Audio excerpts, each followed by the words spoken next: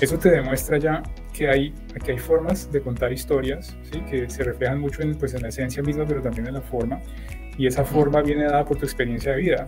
Y no es tan fácil, es todo un arte.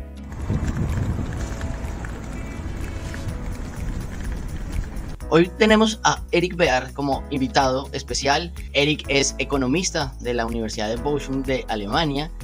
Tiene un PhD de la Universidad de Múnich y además es profesor en el TEC de Monterrey y en la Universidad Internacional de Ciencias Aplicadas de Berlín, donde es el decano de Business en este momento. Es decir, tú realmente te metes en el mundo de los demás, que como hablamos en storytelling, de world building, ¿no? De construcción de mundos. Tú entras y realmente puedes palpar lo que es el mundo de los demás. ¿Esos idiomas han logrado entonces o llevaron a que pudieras interesarte en la forma como se cuentan las historias? Yo me acuerdo que yo escribía poesía y short stories, de historias cortas en inglés, y prosa solo podía escribirla en español. Es decir, no me sentía bien escribiendo historias cortas en español ni tampoco prosa en inglés. Eso te demuestra ya que aquí hay formas de contar historias, ¿sí? Que se reflejan mucho pues, en la esencia misma, pero también en la forma. Y esa forma viene dada por tu experiencia de vida. Y no es tan fácil, es todo un arte. Sí, yo soy muy crítico a veces cuando veo todas estas pues, cosas que me llegan de storytelling, que estoy metido en todos los newsletters y eso. Estas son las 4 cosas que toda historia tiene que tener. Si vas a escribir una historia, tiene que tener estos 8 atributos, estos 3 pasos, etcétera. Sí, en esencia las historias siempre han tenido, digamos que 3 grandes pilares, pero que son el personaje, el setting, es decir, el escenario y el conflicto, que eso de una u otra forma todos lo vivimos, ¿no? En cualquier libro, cualquier historia interesante, película.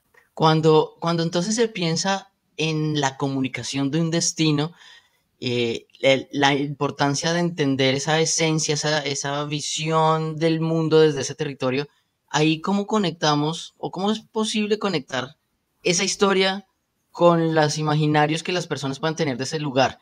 Si yo tuviera un tablero en este momento, bueno, que lo tengo por acá en algunas de los salones de clases, lo que yo haría, ¿sabes qué? Es pintar varias pirámides cercanas. De cuenta que estás en la pirámide de Gizeh y estás mirando hacia las otras pirámides y te vas a dar cuenta que esos imaginarios los que tú hablas, de los grandes, ellos están conectados también con microimaginarios y microhistorias. Entonces, si yo estoy tratando de promover un territorio, yo puedo apelar a las microhistorias que están asociadas al imaginario grande. Si yo conecto las microhistorias, por ejemplo, lo que una persona vivió al ir a visitar algún cafetal, ¿sí?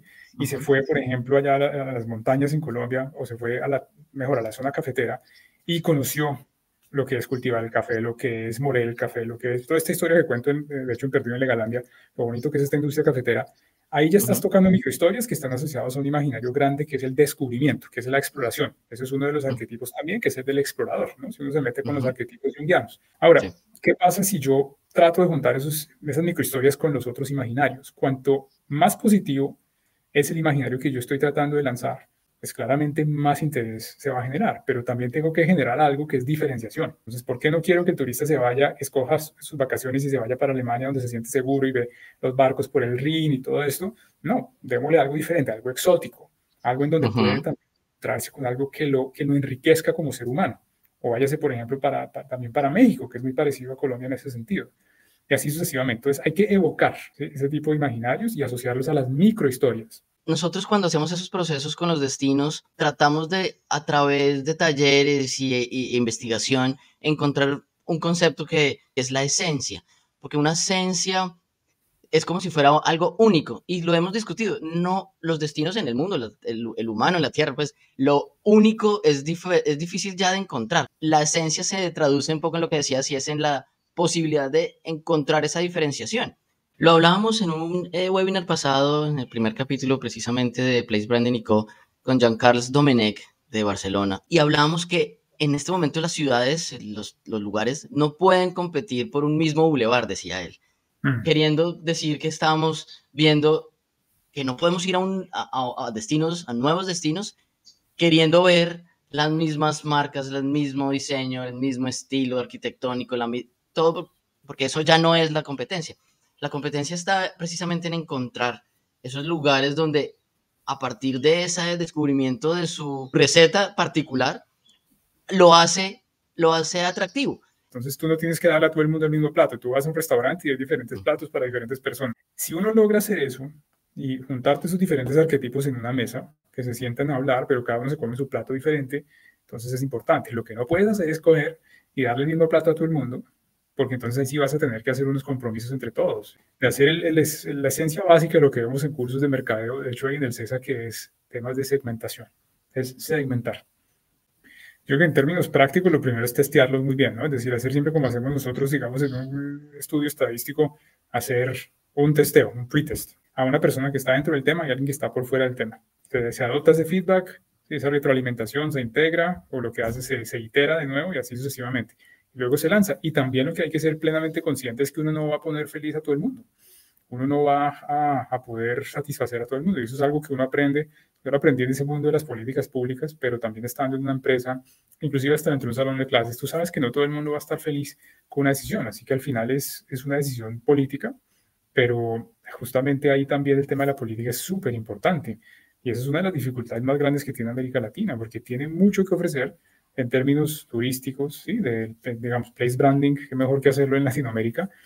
Hay una contradicción muy fuerte y no hay nada peor que vivir esas contradicciones. Por ejemplo, que tú me vendas a mí que ir a tal ciudad es muy seguro y que es algo maravilloso y lo primero que me pasa cuando llego es que me roban y, mejor dicho, ¿sí?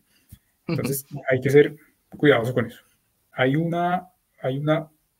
lamentablemente una escasez de atención y de espacio que el consumidor tiene para uno hoy en día. No tiene sino unos, digamos, nanosegundos en algunos casos, dependiendo del tipo de estímulo que uno les muestre, pero tiene muy poco span de atención para las marcas.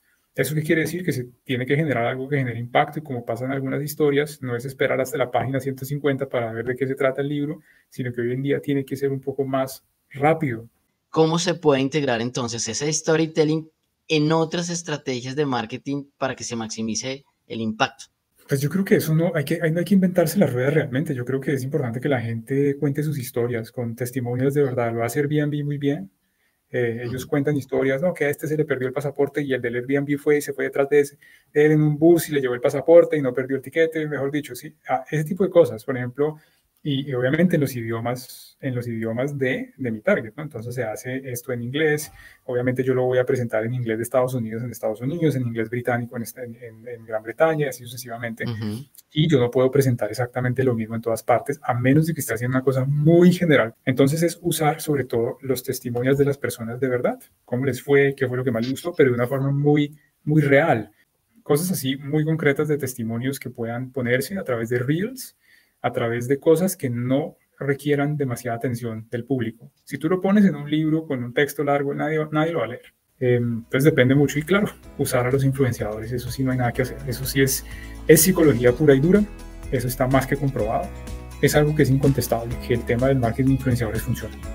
Eric, muchísimas gracias por el tiempo y por los conocimientos. Y bueno, sigan sintonizados con este canal donde seguiremos conversando en temas adicionales que acompañan en la gestión del place branding en el mundo. Muchas gracias.